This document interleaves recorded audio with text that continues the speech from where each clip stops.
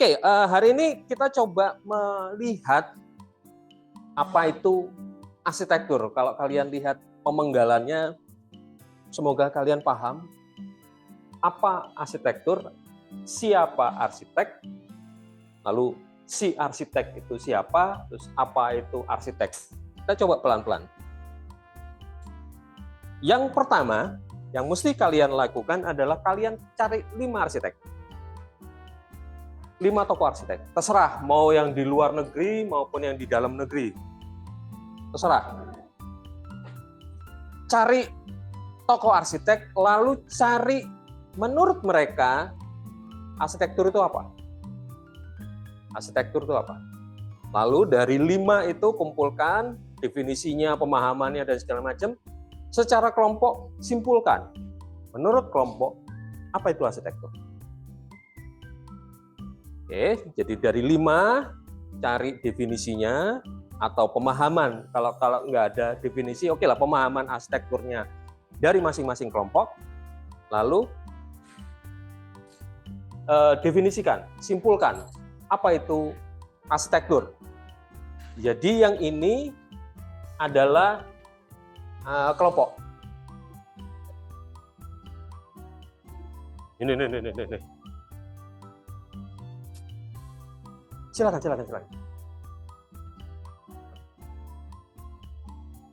Gampang nanti. Oke, itu yang pertama ya, tahap pertama.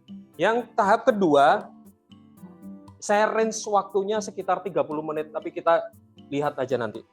Apakah perlu 30 menit full atau tidak. Lalu tahap kedua, setelah dapat simpulan menurut kelompok, tabrakkan dengan referensi yang ada di Google Drive. Ada 2 buku. Yang buku ini ada beberapa halaman tidak muncul. Namanya juga bacakan. Pasar gelap, ya beberapa masih gelap. Kemudian yang ini kayaknya lengkap. Jadi kemudian definisi kelompok tersebut bandingkan dengan 2 buku ini.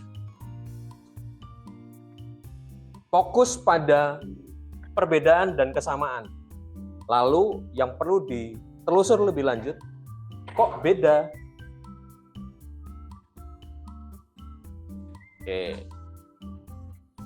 Jadi kita punya waktu 1 jam kurang lebih, ada 2 diskusi kelompok. Setelah itu baru kita setelah selesai diskusi kelompok dan segala macam, kita diskusi kelas. Setelah ini saya share link Zoom-nya supaya kalian tidak perlu cucuk cabut HDMI ini. Jadi langsung bisa share screen, kita bisa tayangkan bersama. Ya agak aneh sih, tatap muka kok pakai Zoom. Jadi, untuk mempermudah aja. Yang pertama mempermudah, yang kedua mempermudah saya untuk merekam kejadian di kelas. Demi konten. Nggak, demi dokumentasi aja kelas.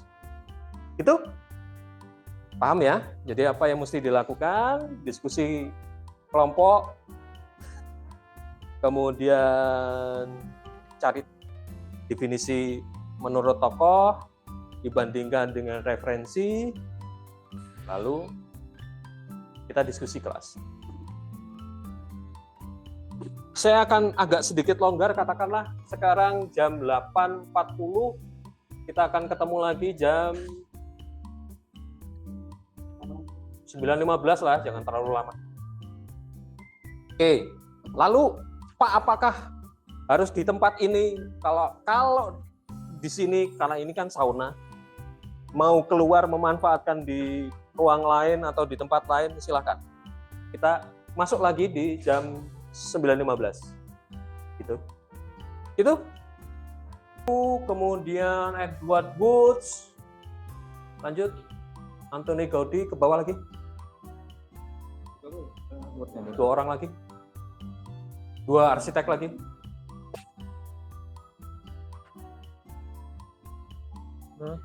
Buka wordnya yang dibuka wordnya. Scroll ke bawah. Ini, nah. Ridwan Kamil, oke. Kita tidak membahas yang lain ya, kita fokus ya. Jen Gang, oke. Sekedar ingin tahu aja, kalian dapat tokoh ini gimana? Dari yang From AI, promnya gimana? Minta arsitek terkenal gitu. bukan dapatnya dari yang kemarin kan ada tugas. Oke, Arsitek dari Polri. tugas kemarin. Oke. Jujur, saya nggak kenal John Wood. Duh, siapa itu John Wood? Siapa itu John Wood? Siapa yang John Wood? Edward John Wood. Arsitek dari mana? Ada dua yang saya tidak kenal, tapi ini jadi seru. Saya akan jadi penasaran. John Wood dan Jen Gang. Aduh, Jen Gang. Siapa tuh? Kalau yang lain saya kenal. Enggak, kenapa saya tanya? Kenapa saya ingin tahu supaya latar belakang si arsiteknya saya tahu. Satu, latar belakang arsiteknya tahu sehingga saya bisa paham. Kenapa? Contoh, Corbu, kenapa dia bermain volume dan cahaya? Fokus ke volume, efeknya adalah ruang, dan mendefinisikan ruangnya berdasarkan cahaya. Nanti akan ada bahasan seru mungkin di semester atas, bedanya ruang dan ruangan. Mohon maaf, kalian kentut itu membuat ruang atau ruangan? Ruang. Kenapa ruang? Batasnya imajiner, batasnya abstrak. Itu kenapa? Sedangkan ruangan itu batasnya plafon, dinding, lantai. Itu nanti kaitannya dengan bukunya Dekacing. Dekacing ini bicara tentang ini. Elemen-elemen arsitektur itu bicara di sini. Oke. Itu ya Corbu, dia tokoh arsitektur modern. Arsitektur modern fokusnya ke ruangan. Creating space. Sedangkan arsitektur klasik itu ke ruangan atau ke bentuk. Itu yang membedakan.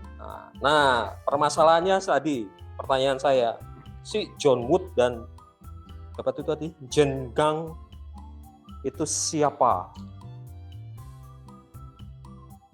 Kelompok sekilas saja, nggak usah terlalu dalam.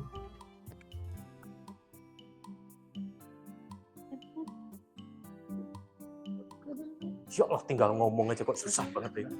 Saya tidak gigit, saya tidak zina. Siapa? Ya. Kalau aku yang Jen Gang, Pak. Jen Gang, oke. Nah, dapat Arsitek dari mana? arsitek dari Amerika. Amerika, oke. Cewek, cowok? Cewek. Cewek, oke. Keturunan atau asli Amerika? Asli Amerika. Saya penasaran dengan gengnya ini, nggak mungkin. Tapi sekarang dia berkarir di New York, Chicago, Paris. Oke, jadi itunya luas. Oke.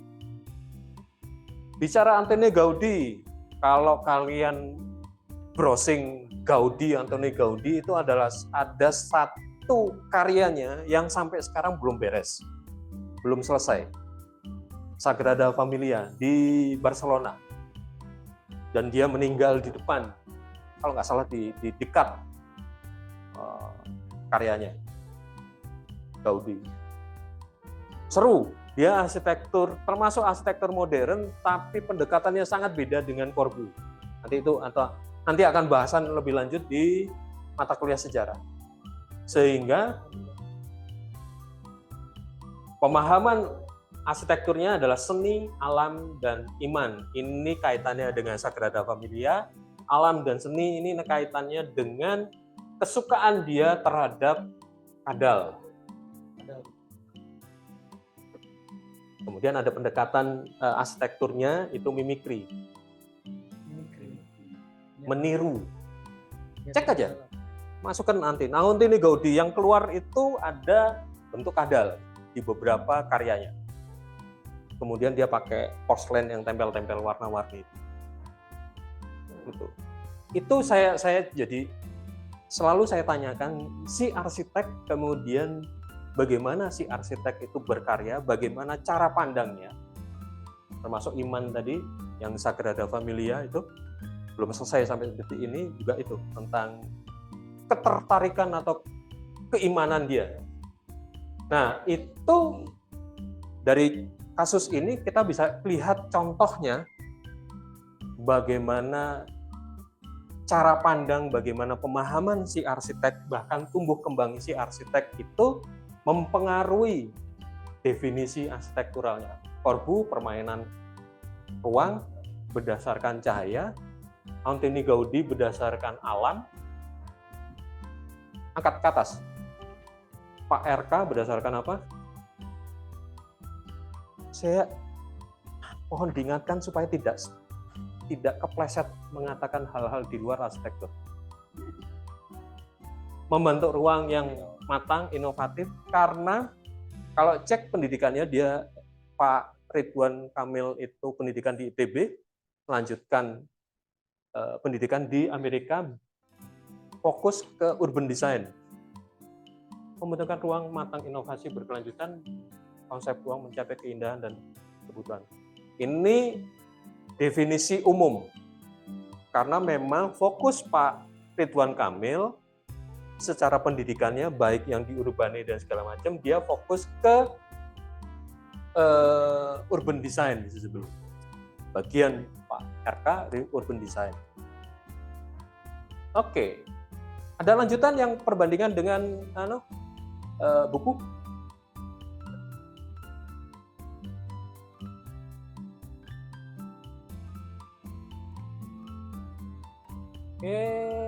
Oke, ini masih yang tadi ya. Lanjut dengan buku tadi. Ini sudah dengan buku. Iya. Belum. Buku kan ada 2 tadi. Turun lagi. Kalau tidak ada yang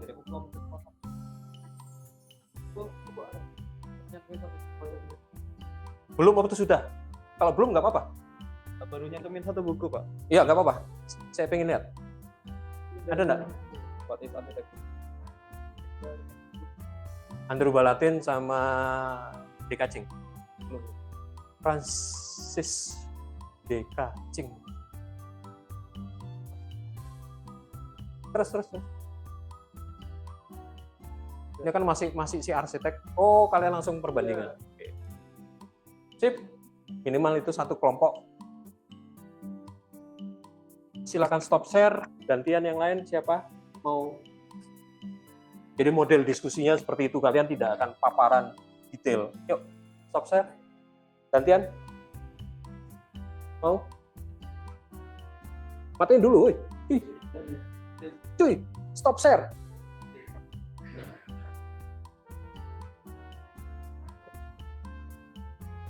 Oke, silakan.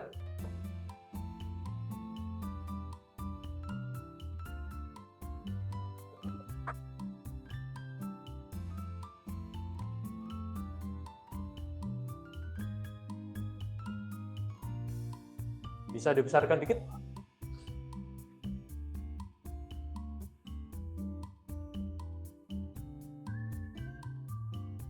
Oke, naik ke atas. Belum apa-apa, udah ngeri banget. Pak Karno. Vitruvius, oke. Sorry, supaya terdengar. Kita tanya jawab aja. Bagaimana, seperti tadi, bagaimana menemukan nama-nama ini? Nemunya ya ini sih berdasarkan tugas kemarin atau baru ngetik tadi di prom ChatGPT. Oke. Dari prom keluar nama-nama ini ya? Iya. Oke. Vitruvius. Tahu si Vitruvius itu siapa? Arsitektur. Bukan ngetes. Saya ingin tahu pemahaman kalian atau pengenalan kalian terhadap Marcus Tullius Vitruvius. Vitruvius tuh arsitektur dari Romawi kuno kan ya? Tuh ya loh, Arsitektur atau arsitek. oh arsitek ya. Oke, perlu diralat. Vitruvius bukan arsitek, Terus apa? dia tukang catat. Wih,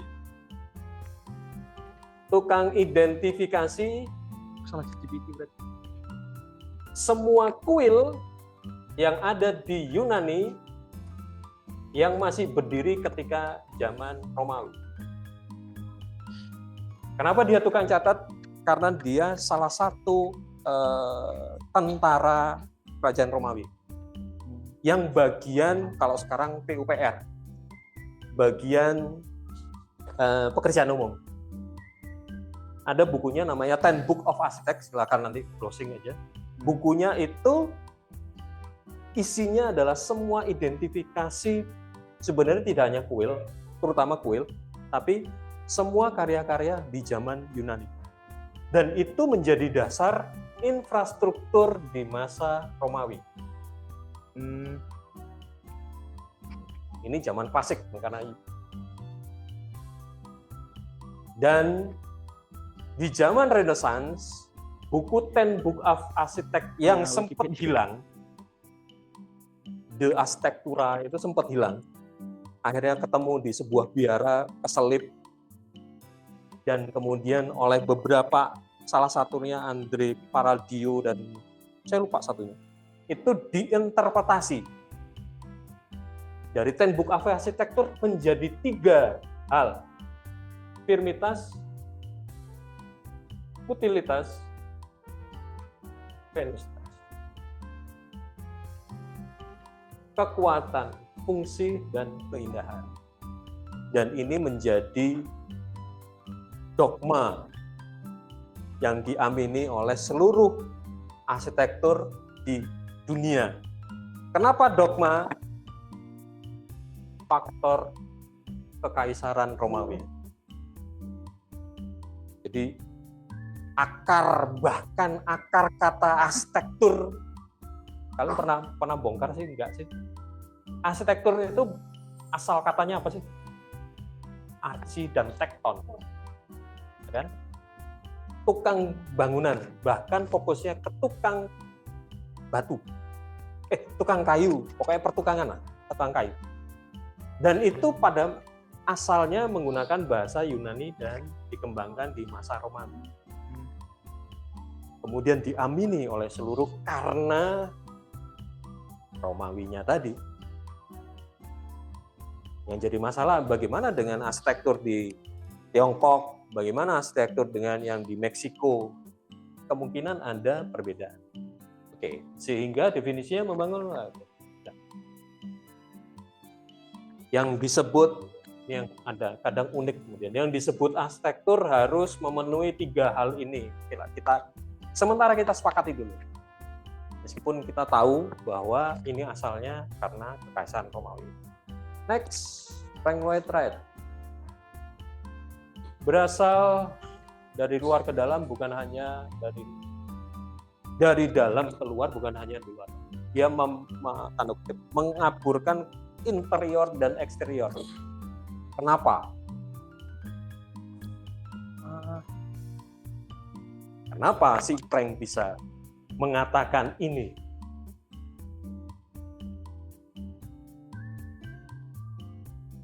Saya mengajak kalian untuk lebih kritis menggunakan AI. Jadi silahkan tanya lagi.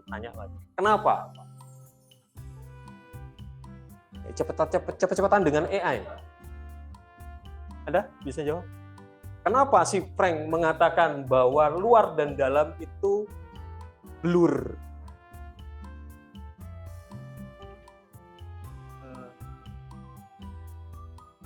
Ada yang pakai Frank juga? FLYW. Kenapa kira-kira? Menganut ini. Kenapa pakai? Kenapa dia membedakan antara interior dan eksterior? Sorry, bukan membedakan, mengkaburkan hubungan interior dan eksterior. Padahal kata si Vitruvius jelas ada fungsi, ada kekuatan yang mengakibatkan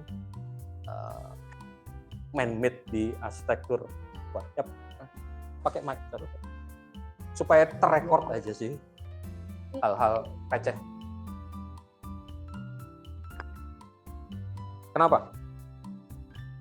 Kalau dari yang kelompok kami dapatkan itu karena Frank Lloyd Wright ini dia lebih fokus tentang pentingnya desain yang menyesuaikan kondisi iklim dan topografi serta material yang digunakan. Secara pendidikan dia terdidik dari pola berpikir arsitektur Amerika kan, yang acuannya pasti ke Vitruvius. Tapi kok dia tanda kutip agak beda dengan yang lain, memperhatikan lingkungan dan segala macam. Kenapa? Dia pernah ke Tiongkok cukup lama, bongkar belajar tentang Zen, sehingga pemahaman terhadap alamnya beda banget dengan orang lain, dengan arsitek yang lain. Seperti tadi, bahkan saya berani memastikan dengan Zen Gang itu pasti beda. Ya, memahami alam itu luar biasa karena dia pernah secara khusus cukup lama kok, beberapa tahun ke Tiongkok dan Jepang. Dan karyanya Frank Lloyd Wright di Jepang luar biasa asli. Kemudian itu tanda kutip dicontoh atau ditransformasikan atau dicoba ditiru di hotel di Bandung. Hotel Peager sekarang Hotel Hotman, Hoiman, apa yang di tengah kota. Itu persis penggunaan batu alam dan segala macam, mengkaburkan, ya saya sepakat, mengkaburkan antara ruang dalam dan itu ya. Jadi proses perkembangan arsitekturnya, proses pemahaman arsitektur tergantung si arsitek itu kemudian pernah kemana dan bagaimana belajar. RK kita lewatkan. Ahmad Lokman, ini baru saja ada peringatan tahun depan 100 tahun kalau nggak salah. Apa yang kalian kenal dengan Ahmad Lokman? Kembalikan mic-nya ke kelompok itu. Apa yang kalian tahu dengan Ahmad Lokman?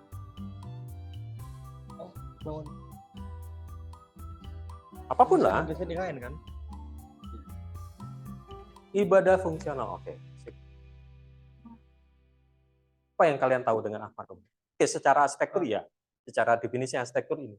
Tapi apa yang kalian tahu? Dia tuh yang bangun ini kan banyak masjid. Iya.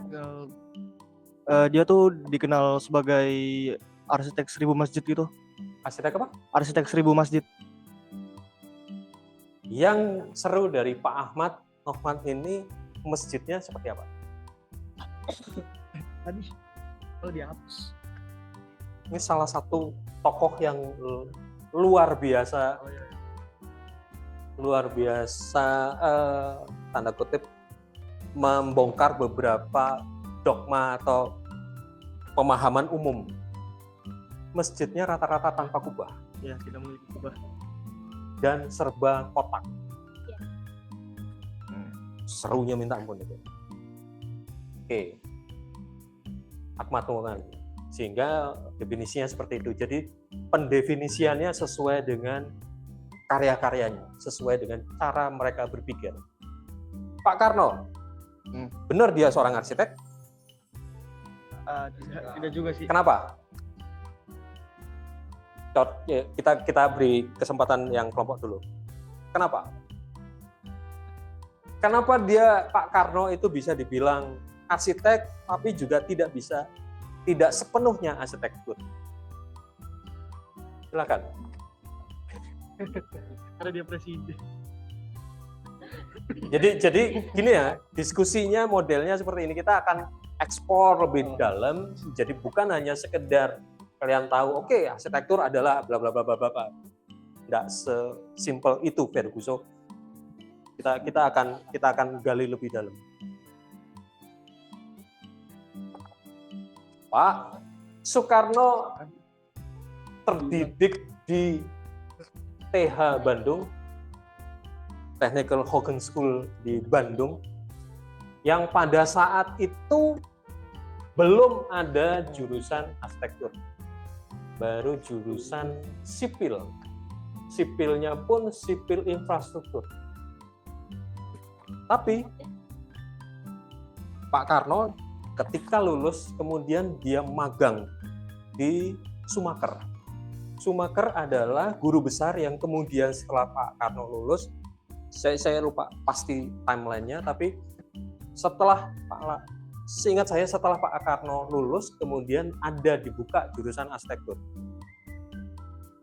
Jurusan arsitektur salah satu tokohnya Profesor Sumaker. Dia magang di situ dan menggarap beberapa proyek yang ada di Batavia. Konteksnya sebelum kemerdekaan berarti kan? Konteksnya gitu.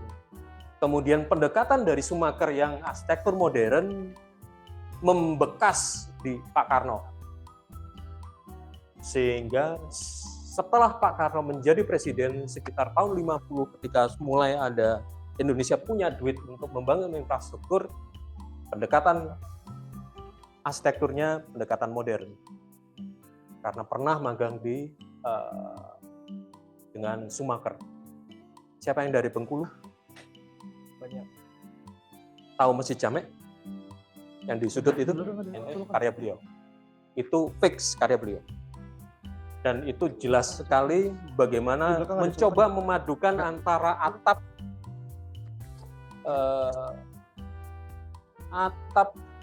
adaptasi iklim tropis dengan arsitektur modern. Oke. Ada perbandingan dengan referensi?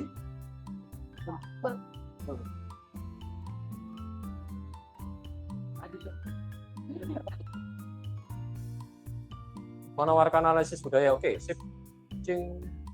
Oke. Saya ingin tahu bagaimana cara kalian membandingkan dengan buku. Kalian baca bukunya atau kalian gimana sistemnya? Enggak apa-apa, kita buka-bukaan. ChatGPT itu kalian tanya judulnya dan segala macam. Oke. Silakan off share screen-nya. Ada cara yang kalau kalian langsung tanya ke ChatGPT, biasanya ChatGPT akan mengacu pada referensi, bukan pada buku itu. Jadi resensi dan segala macam dia mengacu ke situ. Cara yang paling tanda kutip nakal, sedikit nakal kok sedikit nakal ya nakal aja. E-book itu masukkan ke AI. Saya biasa pakai Gemini. Kemudian tanya. Jadi source-nya benar-benar source dari buku itu. Dia tidak mengacu ke resensi, ke kata orang dan segala macam. Dia berdasarkan buku itu.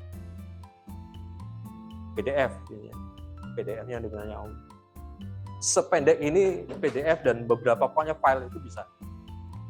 Yang belum pernah saya lakukan dengan gambar, katanya sih bisa, tapi gambar bisa, tapi saya belum pernah melakukan. Tanya, kemudian dialog, tanya jawab, bongkar. Dan si AI itu akan benar-benar mereferensikan buku ini. Dia tidak akan cari source yang lain. Itu jauh, tanda kutip, jauh lebih terjaga biasnya. Walaupun pasti berbias juga. Karena kita tidak baca lebih detail. Seperti ini, kebiasaan saya kalau dapat e-book dan segala macam untuk baca ringkas, kalau tekniknya itu kan ada skimming dulu kan, baca cepat dulu. Ini saya minta tolong resumkan atau ringkaskan apa konteksnya dan segala macam. Masuk, tanya, kemudian ringkasan, lalu yang saya lakukan, kenapa? Karena saya ingin tahu referensi dari luar, dengan konteks yang pasti diduga mengacu ke Vitruvius dan segala macam, konteks Indonesia siapa? Terus saya batasi kurun waktunya setelah Pak Karno nggak masuk dan teman-temannya. Jadi mulai zamannya Pak Harto sampai sekarang, dan keluar 5 nama ini. Ada Pak Hanawal, ada Yori Antar yang notabene adalah anaknya Pak Hanawal, Pak Budi Pradono, Mas Budi Pradono, Andra Matin, dan Rilis Habib. Yori Antar dan Andra Matin ini satu angkatan yang kemudian dikenal dengan angkatan arsitek muda Indonesia. Andra Matin dan Yori Antar yang dikenal dengan AMI. Oke, seperti tadi saya bongkar dulu kenapa dia memunculkan pemahaman seperti ini, beberapa kasusnya fokus ke arsitek profesional. Jadi Hanawal menariknya bukan pada ketika dia awal-awal berpraktek, tapi justru mengacu pada proyek-proyek konservasinya. Sehingga pemahaman menurut AI, arsitektur menurut Pak Hanawal adalah proses riset mendalam terhadap sejarah, konteks sosial budaya untuk mendukung proyek konservasinya. Yori Antar fokus kepada budaya lokal, yang kemudian disebut dengan arsitektur Nusantara, yang kemudian coba diinterpretasi ulang untuk karya-karyanya. Mas Budi Pradono dengan gagasan kritik sosial, karena fokusnya di beberapa karya berkaitan dengan green building. Andra Matin adaptif terhadap lingkungan, terutama iklim tropis lembabnya, iklim Indonesia. Mas Rere Sarif sebenarnya cukup luas karena mengacu AI itu mengacu pada buku filsafat arsitektur untuk mahasiswa, sehingga acuannya ini lebih kepada filsafat, padahal tidak seperti itu. Kenapa kemudian AI ini membacanya filsafat? Karena kalian akan puyeng, tapi nanti di YouTube saya akan potong-potong supaya tidak membuat bingung. Karena di Gemini saya isi historinya penuh dengan filsafat. Saya lagi mengampu mata kuliah filsafat arsitektur dan saya lagi bongkar-bongkar ke arah situ. Sehingga si Gemini ini membaca story saya, membaca histori perjalanan pertanyaan saya. Sehingga kalau kalian bertanya hal yang sama, jawabannya akan beda.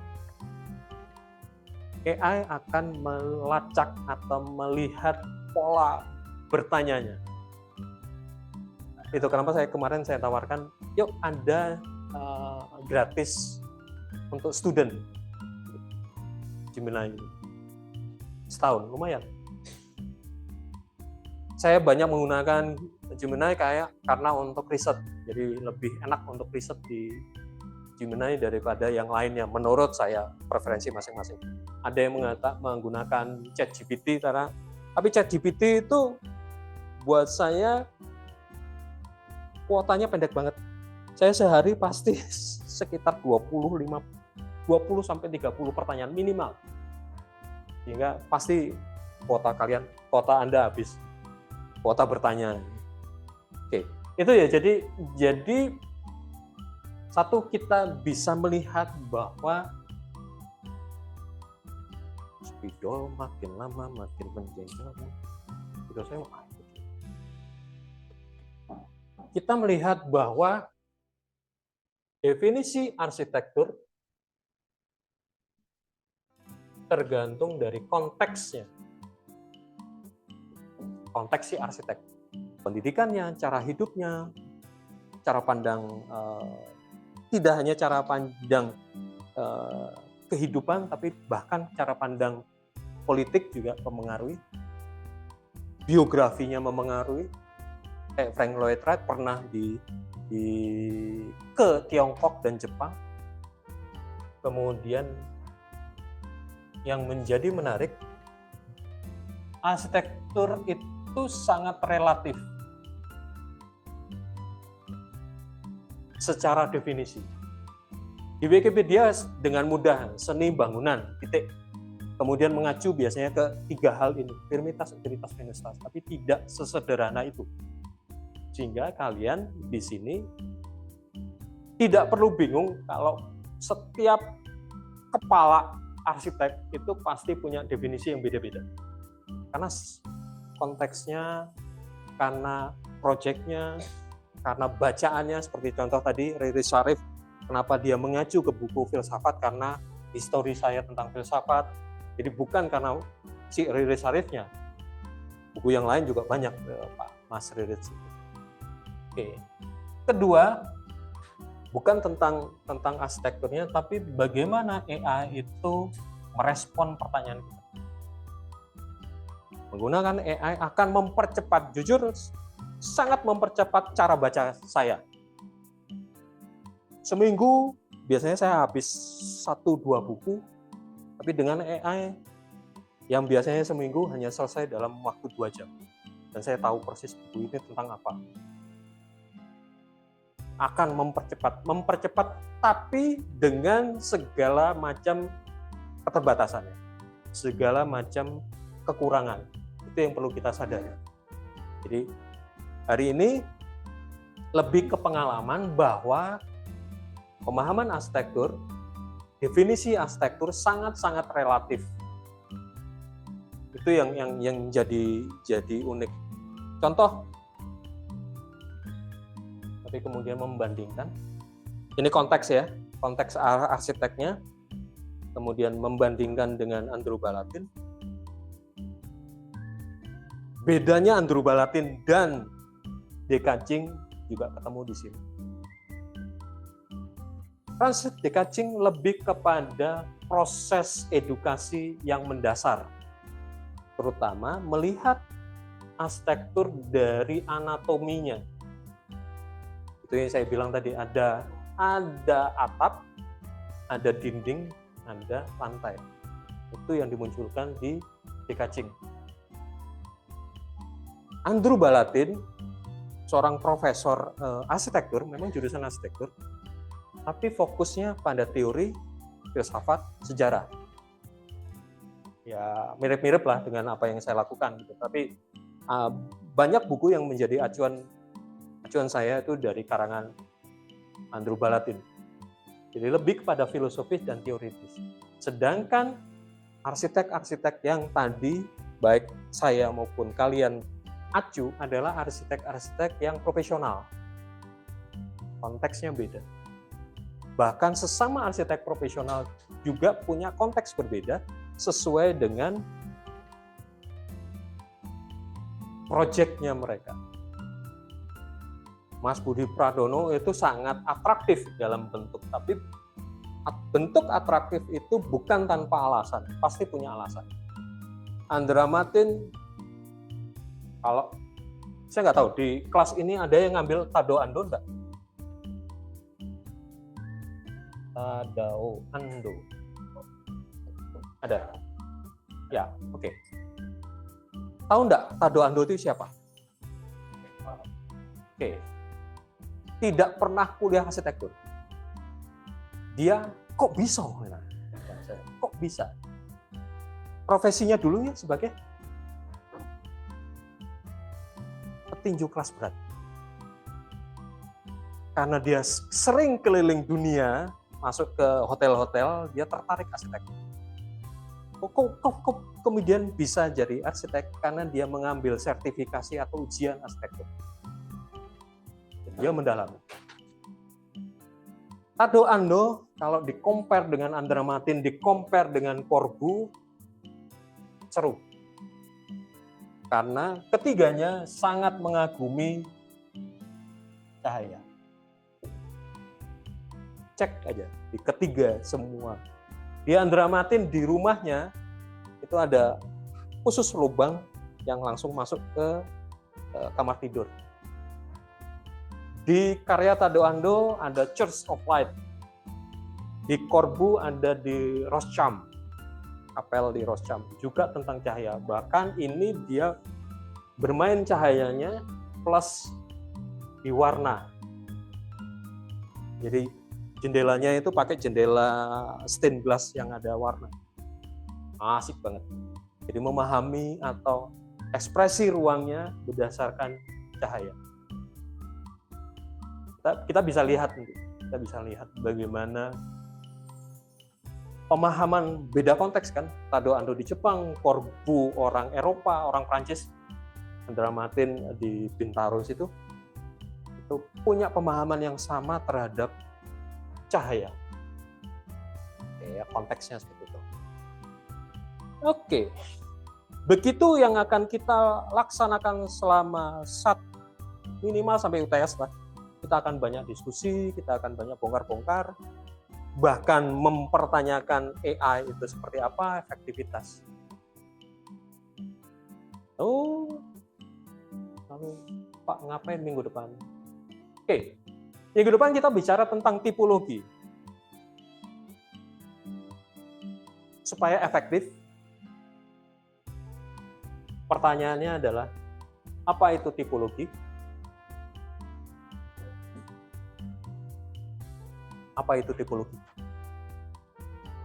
Asal katanya lah, gampangnya type and logos. Lalu ada berapa macam tipologi di dalam arsitektur? Baru nanti masuk ke tipologi fungsi. Nanti kita modelnya penjelasan seperti ini. Kita explore lebih lanjut. Kenapa yang saya permasalahkan justru berdasarkan fungsi, bukan berdasarkan yang lain. Kita akan explore. Sekaligus mereview apa yang sudah kalian dapat di definisi arsitektur. Arsitektur itu apa sih? Kenapa kaitannya dengan fungsi? Kita akan cek. Tuh, ada pertanyaan? Jadi silakan kalian rapikan hasil diskusi kali ini. Rapikan sebagai sebuah laporan yang minimal enak dibaca, tidak perlu dihias, tidak perlu pakai PowerPoint, Canva, dan apalagi pakai SketchUp. Ngapain? Cukup Word saja, asal mudah dibaca, ada nama identitas anggota kelompok, hasilnya apa. Seperti contoh laporan. Contoh laporan ini bukan contoh laporan yang fix, kalian bisa modifikasi. Seperti tadi ya, saya pakai ChatGPT, pertanyaannya apa segala macam. Kenapa saya minta seperti itu? Supaya saya tahu bagaimana cara kalian menggunakan AI. Bagaimana cara kalian menggunakan AI? Nanti kita akan bahas sekilas minggu depan. Promptingnya apa, hasilnya apa, kemudian di bagian akhir baru menurut kelompok arsitektur itu apa. Pak, ini termasuk dengan komparasi dengan 2 buku tadi? Ya. Ini hanya template standar, silakan kalian modifikasi sendiri. Tidak harus. Pak, saya nggak suka dengan model tabel, model narasi. Yuk. Apa-apa. Begono? Oke. Terima kasih banyak. Sampai jumpa minggu depan.